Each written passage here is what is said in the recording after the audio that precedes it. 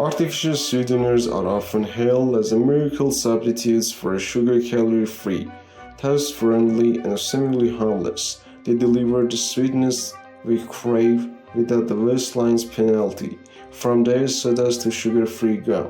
These compounds such as aspartame, sucralose, and saccharine appear to offer all the perks of a sugar while dodging its downside. But is this too good to be true? That's what we are here to explore. On the surface, the benefits are enticing. Artificial sweeteners can aid weight management by reducing caloric intake. They help individuals with diabetes enjoy sweet foods without spiking blood glucose. For those watching dental health, they don't promote cavities. And for beverage manufacturers, they are inexpensive, heat stable, and versatile in the countless products. In short, they seem like a get out of jail free card for sugar's pitfalls.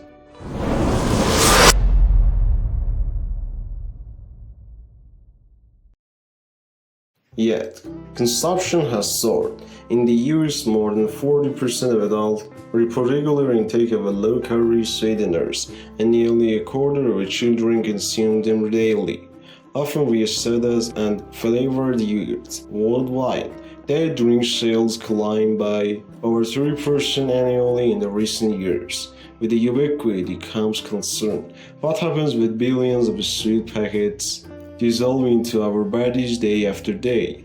Artificial sweeteners mimic sugar by binding to a sweet taste receptors on the tongue, triggering a sweetness signal without the calories. But this sensory shortcut belies a complex journey. Once swallowed, these compounds interact with the gut enzymes, microbiome, and metabolic pathways. Unlike sugar, which fuels cells directly, non-nutritive sweeteners travel largely unmetabolized and enrich the intestine intact, where surprising effect can emerge.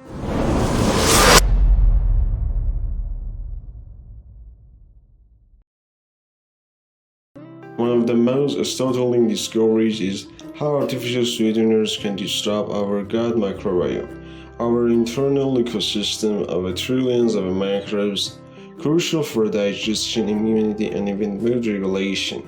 In landmark work, researchers found that mice given saccharine developed glucose intolerance due to marked shifts in the bacterial communities, transferring those altered microbes into germ-free mice induced the same metabolic defect, evidence of a causal link. In humans, regular consumers of non-nutritive sweeteners show distinct microbial signature and elevated markers of inflammation.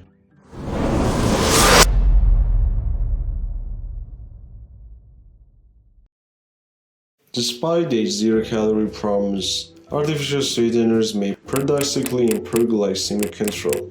In a randomized crossover trial, participants who consumed sucralose before an oral glucose load exhibited significantly greater insulin secretion and a higher peak blood glucose than those given water.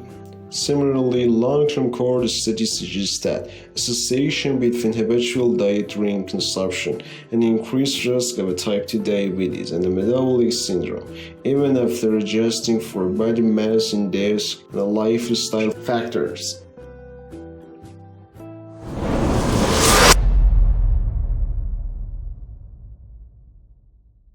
The safety profile of each sweetener hinges on decades of toxicological testing, mostly focused on ingestion and urinary excretion, not on inhalation.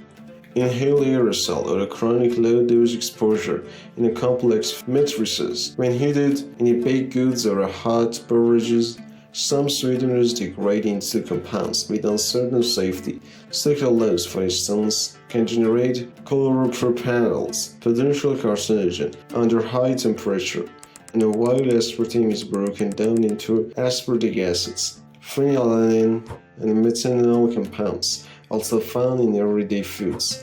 Their combined effects at a chronic high intake remains under scrutiny.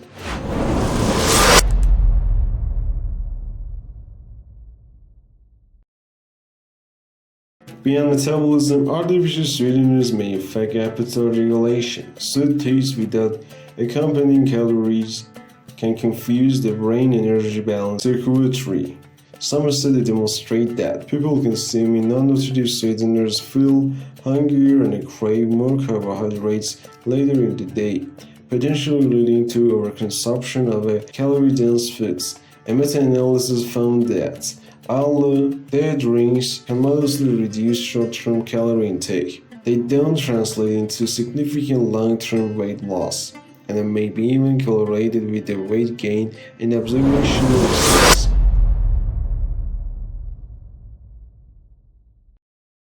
Emerging research highlights the role of temporal patterns in the sweetener intake and effect. Consuming artificial sweeteners during the day may provoke hormonal responses distinct from evening consumption when circadian rhythm alter insulin sensitivity and gut permeability.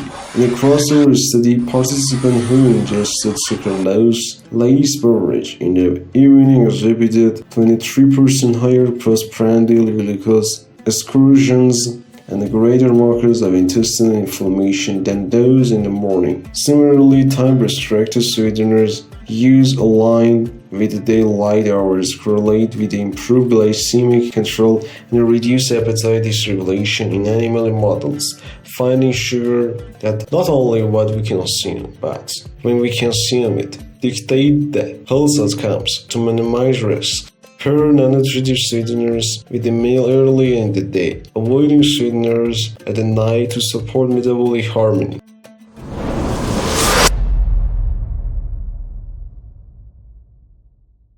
We must ask, what happens after decades of daily non-nutritive sweetener exposure? Unlike a smoking cessation, we show benefits within years.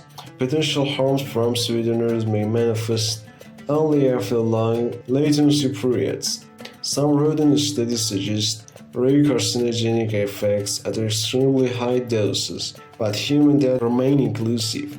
Large-scale, long-term randomized trials of a non-smoker exposed solely to artificial sweeteners are virtually non-existent. Thus, much like e-cigarettes, decades ago, we are conducting a global experiment without all the answers.